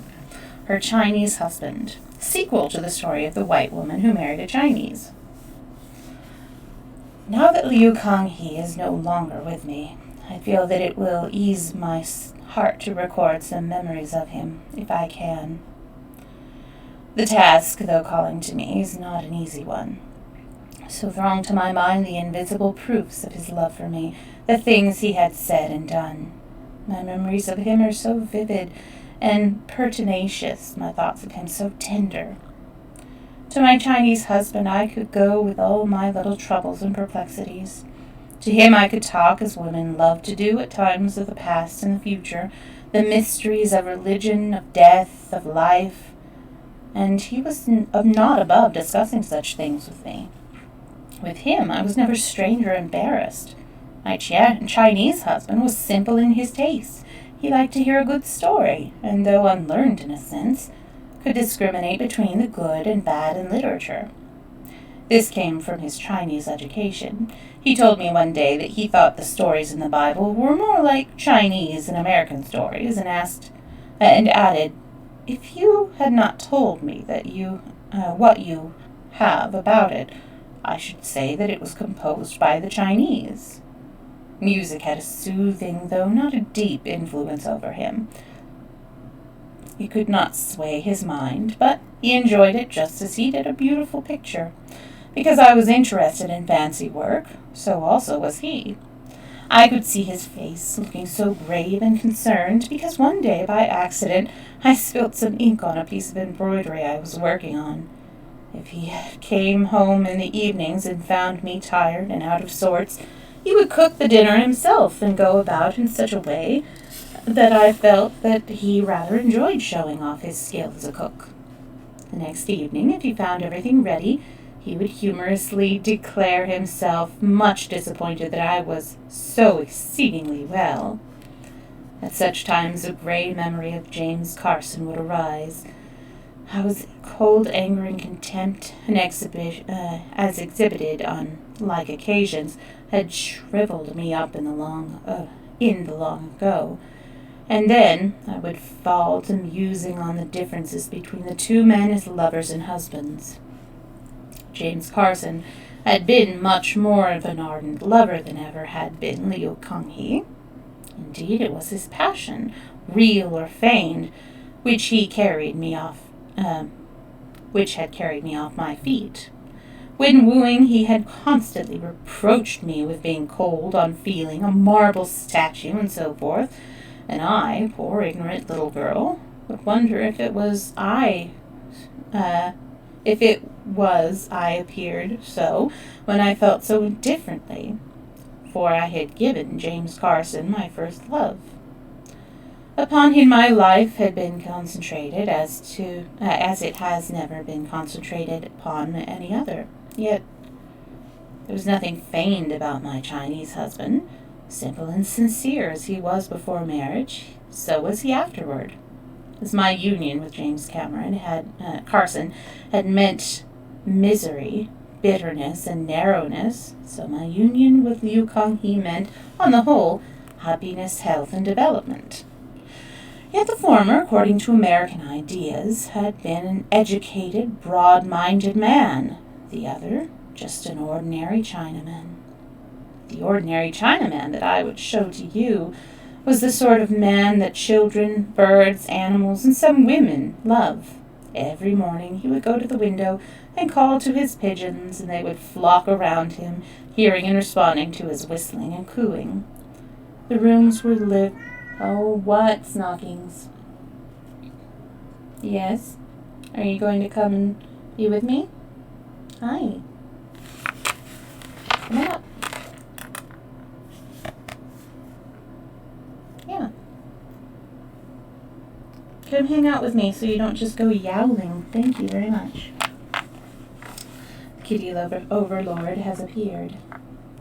Hurry. Every morning he would go to the window and call to his pigeons, and they would flock around him, hearing and responding to his whistling and cooing. The rooms we lived in had been his rooms ever since he had come to America. They were above his store and large and cool. The furniture had been brought from China, but there was nothing of tinsel about it. Dark wood, almost black, carved in antique, some of the pieces set with mother of pearl. On one side of the inner room stood a case of books and an ancestral tablet. I have seen Liu Kongyi touch the table with reverence, but the faith of his fathers was not strong enough to cause him to bow before it. The elegant simplicity of these rooms had surprised me much when I was first taken to them. I looked at him then, standing for a moment by the windows, solitary pigeon peeking in at him, perhaps wondering who had come to divert from her friend's attention. So had he lived since he had come to this country, quietly and undisturbed. From 20 years of age to 25, I felt myself an intruder. A feeling of pity for the boy, for such he seemed in his enthusiasm, arose in my breast. Why had I come to confuse his calm? Was it ordained, as he declared? My little girl loved him better than she loved me. He took great pleasure in playing with her, curling her hair over his fingers, tying her sash, and all the simple tasks from which so many men turn aside. Once the baby got hold of a set rat trap, and was holding it in such a way that the slightest move would have released the spring and plunged the cruel steel into her tender arms. Konghi's eyes and mine beheld her thus at the same moment. I stood transfixed with horror. Konghi quietly went up to the child and took from her the trap. Then he asked me to release his hand. I almost fainted when I saw it. It was the only way, said he. He had to send for the doctor, and even as it was, he came very near having a case of blood poisoning. I have heard people say that he was a keen businessman, this Liu Konghi, and I imagine that he was. I did not, however, discuss his business with him. All I was interested in were the pretty things and the women who would come in and jest with him. He could jest, too. Of course, the women did not know that I was his wife. Once a woman in rich clothes gave him her card and asked him to call upon her. After she had left, he passed the card to me. I tore it up. He took those things as a matter of course, and was not affected by them. They are part of the Chinese life, he explained. He was a member of the Reform Club, a Chinese social club, and the Chinese Board of Trade. He liked to discuss business affairs and Chinese and American politics with his countrymen, and occasionally enjoyed an evening away from me, but I never needed to worry over him. He had his littleness as well as his bigness, had Liu Konghi. For instance, he thought he knew better about what was good for my health and other things, purely personal, than I did myself, and if my ideas opposed or did not tally with his, he would very vigorously denounce what he called the foolishness of women. If he admired a certain dress, he would have me wear it on every occasion possible, and did not seem to be able to understand that it was not always suitable. "Wear the dress with the silver lines," he said to me one day, somewhat authoritatively. I was attired for going out, but not as he had wished to see me. I answered that the dress with the silver lines was unsuitable for a long and dusty ride in an open car. "Never mind," he said. "Whether it is unsuitable or not, I wish you to wear it." "All right," I said. "I will wear it, but I will stay at home." I stayed at home, and so did he. At another time, he reproved me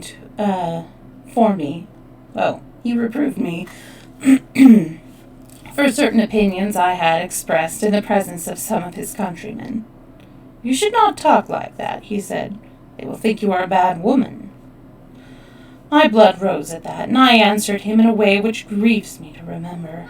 For Konghi, what? No, why? Why are you meowing? Come on. Come and hang out with me over here, then. Well, then be quiet. She's restless. Oh, I'm so sorry, North Genie. I didn't mean to ignore you. I got sucked into the book, and then that was my gray kitty stockings. That's in that drawing right there. How are you doing? And I'm sorry I didn't reply before. Hope you haven't been waiting long. see. Oh, thank you so much for posting up the socials. I'm almost at the end of the chapter, and I can chat a little bit then. So feel free to say anything in chat, and I will reply when I'm at the end of the chapter. Let's see. My blood rose at that, and I answered him in a way which grieves me to remember, for Kang He had never meant to insult or hurt me. Imperious by nature, he often spoke before he thought, and he was so boyishly anxious for me to appear in the best light possible before his own people. There were other things, too, a sort of childish jealousy and suspicion, which it is difficult to allay. But a woman can forget much to a man, the sincerity and strength of whose love makes her own, though true, seems light and mean. Yes, life with Liu Kanghe was not without its trials and tribulations. There was a continual uncertainty about his own life here in America, constant irritation caused by the assumptions of the white men that a white woman does not love her Chinese husband, and their actions accordingly, also sneers and offensive remarks. There was also on Liu Kanghe's side an acute consciousness that, though belonging to him as his wife, yet in a sense I was not his, but of the dominant race which claimed me. This consciousness betrayed itself in words and ways which filled me with a passion of pain and humiliation. Kang He, I would sharply say, where I had to cloak my tenderness. Do not talk to me like that. You are my superior. I would not love you if you were not. But in spite of all I could do or say, it was there between us, that strange, invisible, what? Is it the barrier of race? That consciousness? Sometimes he would talk about returning to China. The thought filled me with horror. I had heard rumors of secondary wives. One afternoon, the cousin of Liu Kanghe, with whom I had lived, came to me and showed me a letter which she had received from a little Chinese girl who had been born and brought up in America until the age of 10. The last paragraph in the letter read, "Emma and I are very sad and wish we were back in America." Kang He's cousin explained that the father of the little girls, having no sons, had taken to himself another wife, and the new wife lived with the little girls and their mother. That was before my little boy was born. That evening I told Kang He that he need never expect me to go to China with him. "You see," I began, "I look upon you as belonging to me." He would not let me say more. After a while he said, "It is true that in China a man may and occasionally does take a secondary wife, but the custom is custom, not only because sons are denied to the first wife, but because the first wife is selected by parents and guardians before a man is hardly a man. If a Chinese marries for love, his life is a filled-up cup, and he wants no secondary wife. No, not even for sake of a son. Take example, me, your great husband." I sometimes commented upon his boyish ways and appearance, which was the reason why, when he was in high spirits, he would call himself my great husband. He was not boyish always. I have seen him when when shouldering the troubles of kinfolk, the quarrels of his clan, and other responsibilities, acting and looking like a man of twice his years.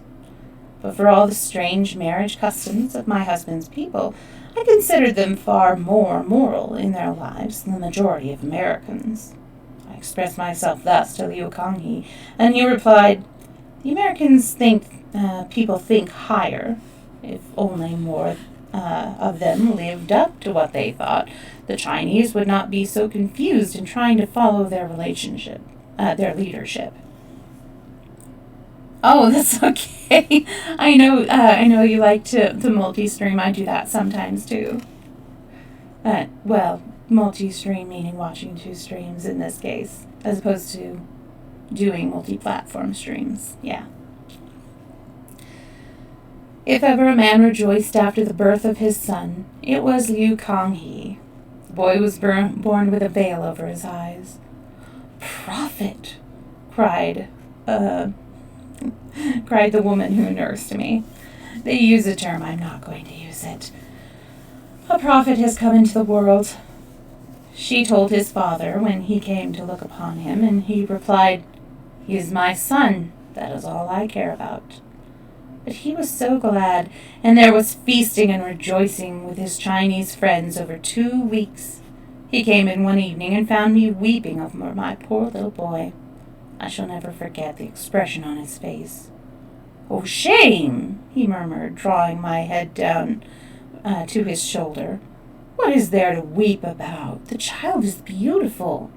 The feeling heart, the understanding mind is his, and we will bring him up to be proud that he is of Chinese blood. He will fear none, and after him, the name of half-breed will no longer be one of contempt.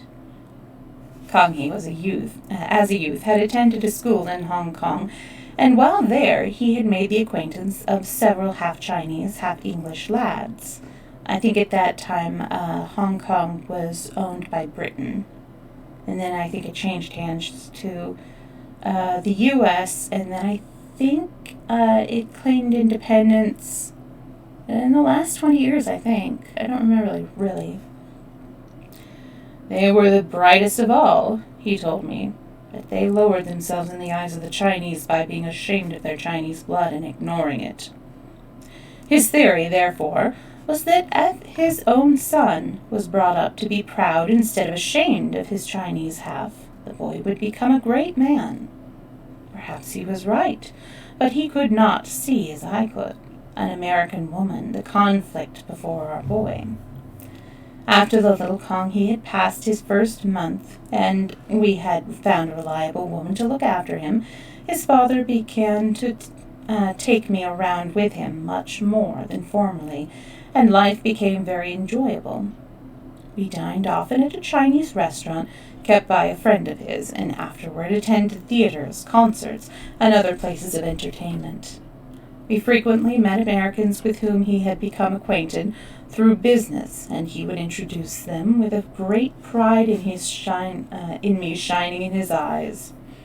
The little jealousies and suspicions of the first year seemed no longer to irritate him, and though I had still cause to shrink from the gaze of strangers, I know that my Chinese husband was for several years a very happy man. Now I have come to the end. He left home one morning, followed to the gate by the little girl and boy. We had moved to a cottage in the suburbs.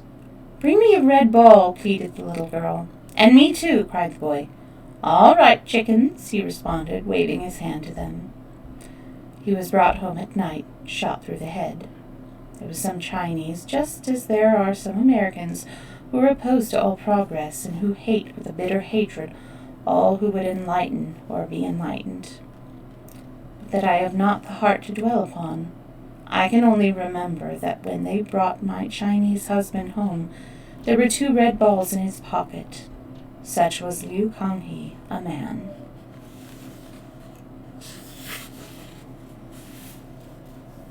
That was a sad one. But at least you start off that short story knowing that he's no longer around, so, I mean, you're kind of expecting that there will be an end. You kind of hope there's not going to be, but there will be. I will put up my stir really quickly. So I think that probably that story, she was maybe drawing a little bit from her own childhood, because she herself is half Chinese, half English. Her father was the author. Sui Sin Far was her pen name, but her real name was Edith Maud Eaton. And her father was, I believe he was a merchant from England, and then he met her mother, who had been a slave and working in the traveling circus as, I think they said, a tightrope walker, and also the human target of a knife-throwing act. And so he basically kind of saved her from that life, and they lived in America I think she was born in England. They moved to Canada and then to America, or was it to America and then to Canada? And she started writing for the Montreal newspapers. And instead of taking, because she could pass for white, instead of taking like her own given name of Edith Maud Eaton as her pen name, she's like, nope, I want people to know that they are reading something written by a Chinese American. And so she chose the pen name of Sui Sin Far. So that, yeah, and I like that. I respect that she's like unapologetically her mix of races. So that's a little bit of background on that and why that story in particular is probably a bit more special to her, I'm assuming. Yeah. The Americanizing of Pao Tzu, Chapter 1. And I think this is the final story? No. There's one more after this. Okay, so we're getting near the end. The Americanizing of Pao Tzu, Chapter 1. When Wan Hong-hing came to Seattle to start a branch of the merchant business, which his firm carried on so successfully in the different ports of China, he brought with him his nephew, Wan Lin-fo, then 18 years of age. Wan Lin-fo was a well-educated Chinese youth with bright eyes and keen ears. In a few years' time, he knew as much about the business as did any of the senior partners. Moreover, he learned to speak and write the American language with such fluency that he was never at a loss for an answer when the white man, as was sometimes the case, sought to pose him. All work and no play, however, is as much against the principles of a Chinese youth as it is against those of a young American, and now and again Lin Fo would while away an evening at the Chinese Literary Club above the Chinese restaurant, discussing with some chosen companions the work and merits of Chinese sages and some other things. New Year's Day, or rather week, would also see him, business forgotten, arrayed in national costume of finest silk and color, the blue of the sky after rain, visiting with his friends, both Chinese and American, and scattering silver and gold coins amongst the youngsters of the families visited. It was on the occasion of one of these New Year's visits that Wan Lin-fo first made known to the family of his firm's silent American partner, Thomas Raymond, that he was betrothed. It came about in this wise.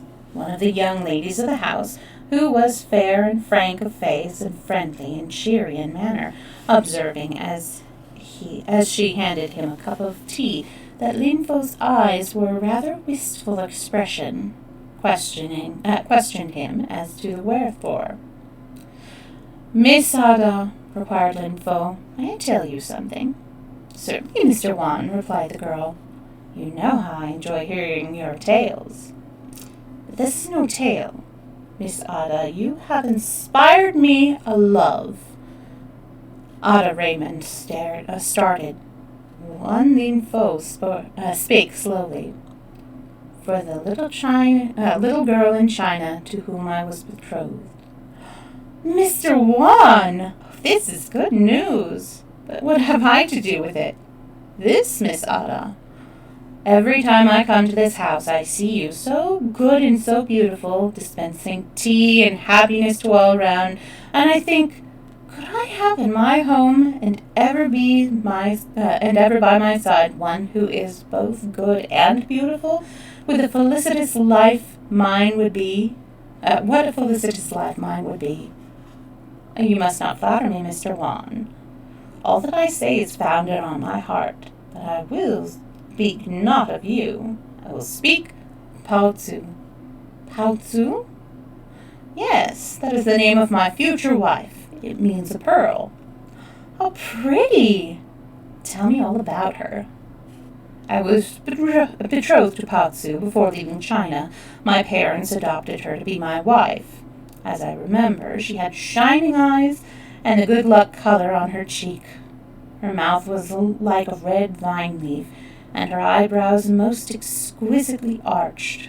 Slender as a willow was her form, and when she spoke, her voice lilted from note to note in the sweetest melody.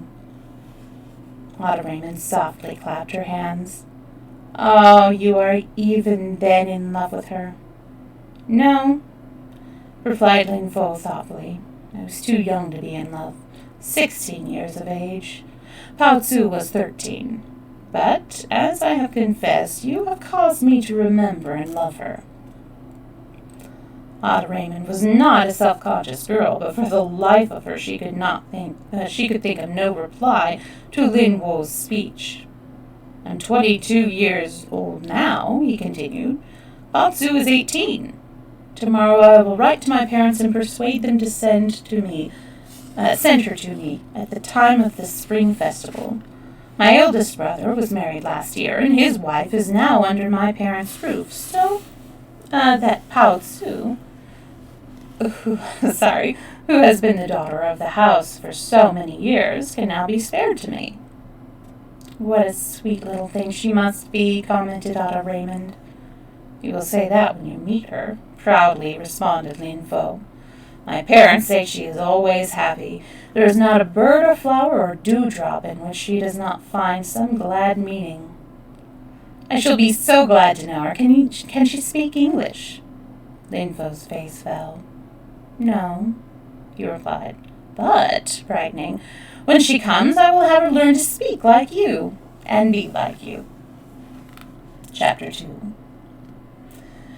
Pao Tzu came with the spring, and Wan Lin Fo was one of the happiest and proudest of bridegrooms. The tiny bride was really very pretty, even to American eyes. In her peach and plum-colored robes, her little arms and hands sparkling with jewels, and her shiny black head decorated with wonderful combs and pins, she appeared a bit of Eastern coloring amidst the Western lights and shades. Lin Fo had not been forgotten, and her eyes under her downcast lids discovered him at once, as he stood awaiting her amongst a group of young Chinese merchants on the deck of the vessel. The apartments he had prepared for her were furnished in American style, and her bird-like little figure in oriental dress seemed rather out of place at first. It was not long, however, before she brought forth from the great box, which she had brought overseas, screens and fans, vases, panels, Chinese matting, artificial flowers and birds, and a number of exquisite carvings and pieces of ancient antique porcelain. With these she transformed the American flat into an oriental bower, even setting up in her sleeping room a little chapel, enshrined in which was an image of the Goddess of Mercy, 2 ancestral tablets, and other emblems of her faith in the gods of her fathers. The Mrs. Raymond called upon her soon after arrival, and she smiled and looked pleased. She shyly presented each girl with a Chinese cup and saucer, also a couple of antique vases covered with whimsical pictures, which Lin Fo tried his best to explain. Sorry. The girls were delighted with the gifts, and having fallen, as they expressed themselves, in love with the little bride, invited her through her husband to attend a launch party, which they intended giving the following Wednesday on Lake Washington. Lin Fo accepted the invitation on behalf of himself and wife. He was quite at home with the Americans, and, being a young man, enjoyed their rather effusive appreciation of him as an educated Chinaman. Moreover, he was of the opinion that the society of the American young ladies would benefit Pao Tzu in helping her to acquire the ways and language of the land in which he hoped to make a fortune.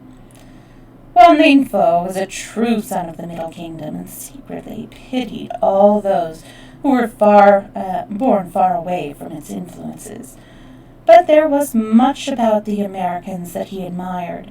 He also entertained sentiments of respect for a motto which hung in his room, which bore the legend, "When in Rome, do as the Romans do," Sorry,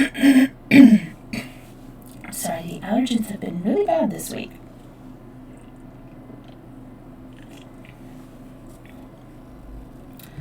What is best for men is also best for women in this country, he told Pao Tzu when she wept over his suggestion that she should take some lessons in English from a white woman. It may be best for a man who goes out in the street, she sobbed, to learn the new language, but of what importance is it to a woman who lives only within the house and her husband's heart? It was seldom, however, that she protested against the wishes of Lin Fo. As her mother-in-law had said, she was a docile, happy little creature. Moreover, she loved her husband. But as the days and weeks went by, the girl bride, whose life hitherto had been spent in the quiet retirement of a Chinese home and the performance of filial duties, in embroidery work and lute-playing, in sipping tea and chatting with gentle girl companions, felt very much bewildered by the novelty and stir of the new world into which she had been suddenly thrown. She could not understand, for all Lin Fo's explanation, why it was required of her to learn the strangers' language and adopt their ways. Her husband's tongue was the same as her own. So also her little maid's. It puzzled her to be always seeing this and hearing that, sights and sounds which as yet had no meaning to her. Why also was it necessary to receive visitors nearly every evening, visitors who could neither understand nor make themselves understood by her, for all their curious smiles and stares which she bore like a second Vashti, or rather Esther? And why, should she be constrained to eat her food with clumsy, murderous-looking American implements instead of with her own elegant and easily manipulated ivory chopsticks? Old Raymond, who at Lin Fo's request was a frequent visitor to the house, could not fail to observe that Pao Tzu's small face, grew daily smaller and thinner, and that the smile with which she invariably greeted her, though sweet, was tinged with melancholy. Her woman's instinct told her that something was wrong, but what it was, the light within her failed to discover. She could not reach over to Pao Tzu and take within her own firm, white hand the small, trembling fingers, pressing them lovingly and sympathetically, and the little Chinese woman would look up into the beautiful face bent above her, and think to herself, no wonder he wishes me to be like her. If Lin Fo happened to come in before Raymond left, he would engage the visitor in bright and animated conversations. They had so much of common interest to discuss, as is always the way with young people who have lived any length of time in a growing city of the West. But to Pao Tzu, pouring tea and dispensing sweetmeats was all Greek, or rather all American. "Look, my pearl, what I have brought you," said Lin Fo one afternoon as he entered his wife's apartments, followed by a messenger boy who deposited in the middle of the room a large cardboard box. With murmurs of wonder, Pao Tzu drew near, and the messenger boy, having withdrawn, Lin Fo cut the string, and drew forth a beautiful lace evening dress and dark blue walking costume, both made in American style. For a moment there was silence in the room. Lin Fo looked at his wife in surprise. Her face was pale, and her little body was trembling, while her hands were drawn up into her sleeves. "Why, Pao Tzu," he exclaimed, "I thought to make you glad." At these words, the girl bent over the dress of filmy lace and gathered the flounce in her hand, smoothed it over her knee. Then, lifting a smiling face to her husband, replied, "Oh, you are too good, too kind to your unworthy Pao Tzu. My speech is slow because I am overcome with happiness." Then, with exclamations of delight and admiration, she lifted the dress out of the box and laid them carefully over the couch. "I wish you to dress like an American woman when we go out or receive," said her husband. "It is the proper thing in America to do as the Americans do." You will notice, light of my eyes, that it is only on New Year and our national holidays that I wear the costume of our country and attach a queue. A queue is the little braid that they have down the back. The wife should follow the husband in all things. A ripple of laughter escaped Pao Su's lips. When I wear that dress, said she, touching the walking costume, I will look like your friend Miss Raymond. She struck her hands together gleefully, but when her husband had gone to his business, she bowed upon the floor and wept pitifully. Chapter 3. During the rainy season, Pao Tzu was attacked with a very bad cough. A daughter of southern China, the chill, moist climate of the Puget Sound winter was very hard on her delicate lungs. Lin Fo worried much over the state of her health, and meeting Ada Raymond on the street one afternoon, told her of his anxiety. The kind-hearted girl immediately returned with him to the house. Pao Tzu was lying on her couch, feverish and breathing hard. The American girl felt her hands and head. She must have a doctor, said she, mentioning the name of her family's physician. Pao Tzu shuddered. She understood a little English by this time. No, not a man, she cried. Ada Raymond looked up at Lin Fo. I understand, said she. There are several women doctors in town. Let us send for one. But Lin Fo's face was set. No, she declared. We are in America. Oh, he declared. We are in America. Pao Tzu shall be attended by your physician. Ada Raymond was about to protest against this dictum when the sick wife, who had also heard it, touched her husband and whispered, I not mind now, man, all right. So the other girl closed her lips, feeling that if the wife would not dispute her husband's will, it was not her place to do so. But her heart ached with compassion as she bared Pao Tzu's chest for the stethoscope. It was like preparing a lamb for slaughter, she told her sister afterward. Pao Tzu was motionless, her eyes closed and her lips sealed, while the doctor remained. But after he had left and we two were alone, she shuddered and moaned like one bereft for reason. I honestly believe that the examination was worse than the death to that little Chinese woman. The modesty of generations of maternal ancestors was crucified as I rolled down the neck of her silk tunic. It was a week after the doctor's visit, and Pao Tzu, whose cough had yielded to treatment, though she was still far from well, was playing on her lute and whisperingly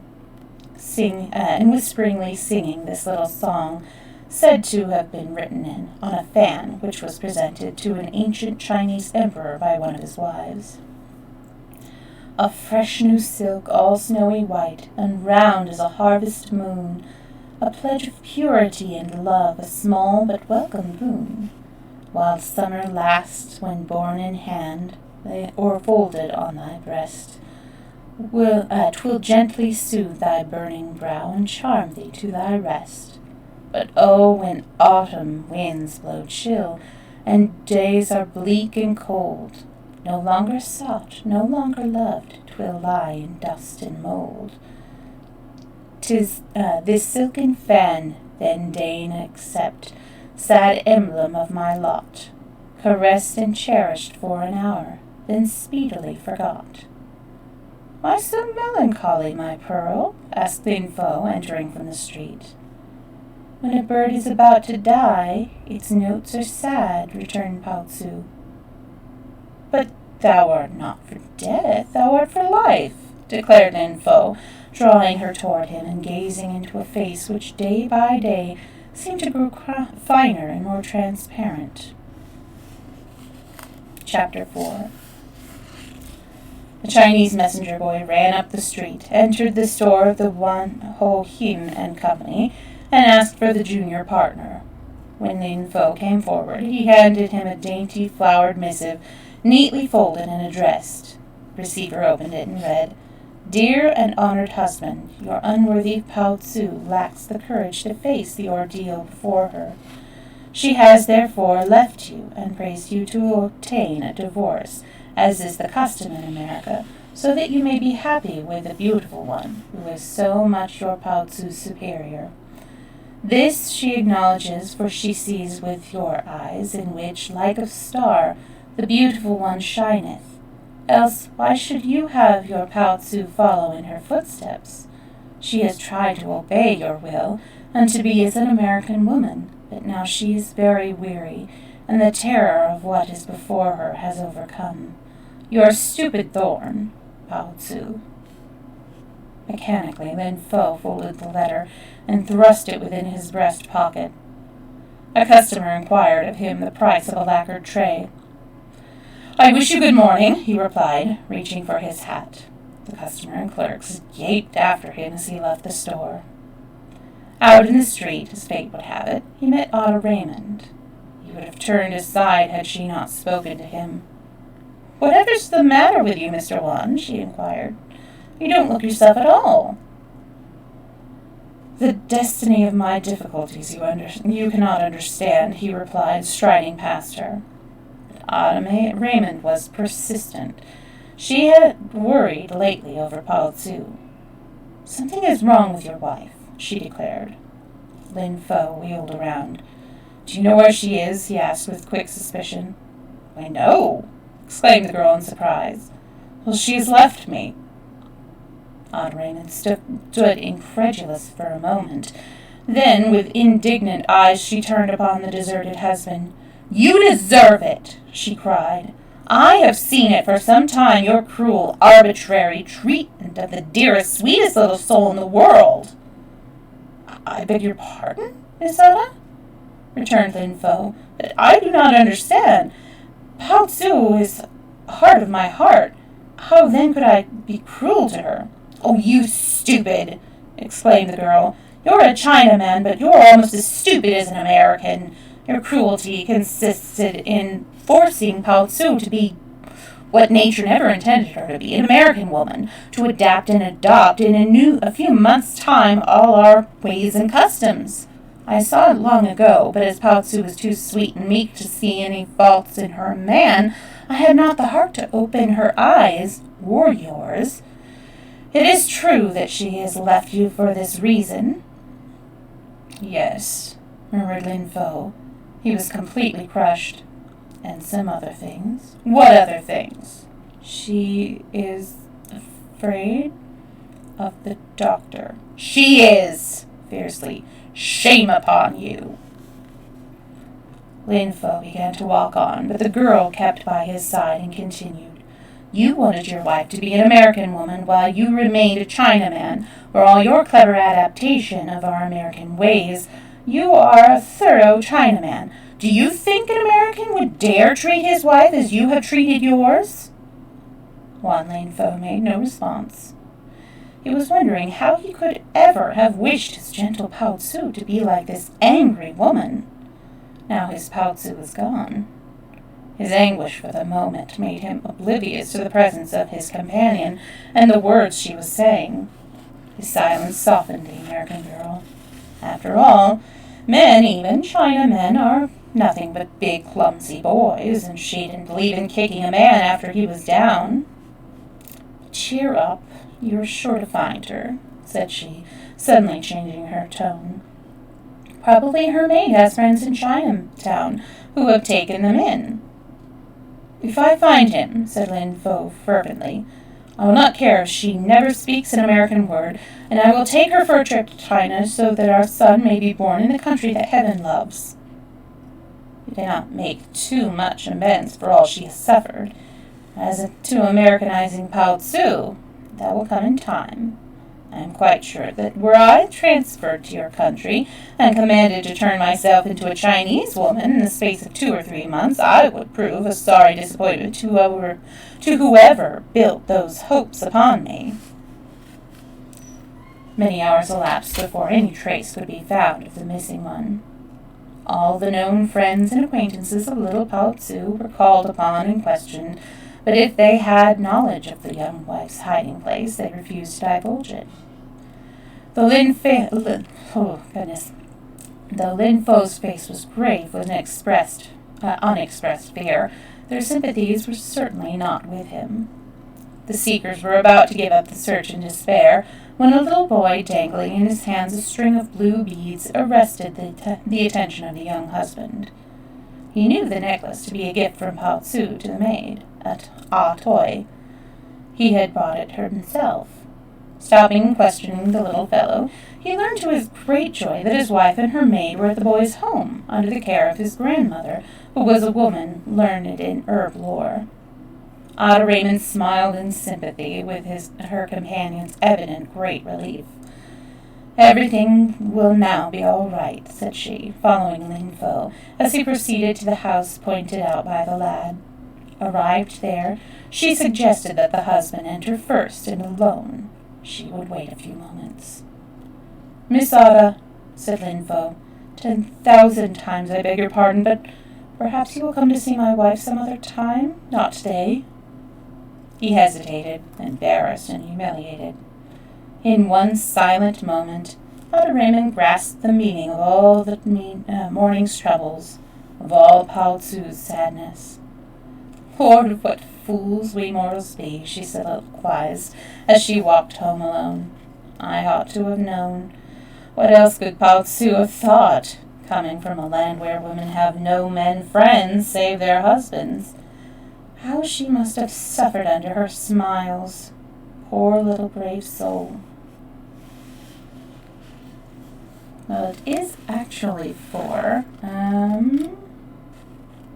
Next story is about 10 pages, so I'm thinking actually we will leave this story for right now, because that wasn't a bad ending one. Because I like to think that they have fixed their marriage. There's hope at the end of it, as opposed to ending like we did last time with a very grim ending. So I think, let's put Maestro back up here. I think we're going to go ahead and call it a stream for today. And let us find someone to raid. Who do we have? Oh, hang on a second. Nope, mute. There we go. Alright. We have Swags. He's streaming. I haven't rated him in a little while. Although Strawberry Rose Garden, I haven't rated her in forever. So we're going to raise. Thanks so much, Corel. I hope you have a good night too. And a good Saturday. Hopefully I will see you on Sunday for more Robinson Crusoe. Same bat time, same bat station. So let's go ahead. Is this? Yeah.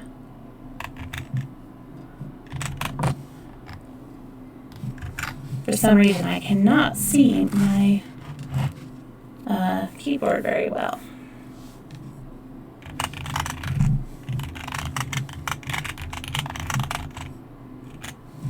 Strawberry Rose Garden.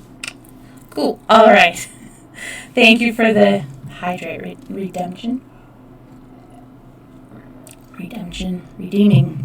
There we go. All right. Did you get it right? You got it right. All right. There we go.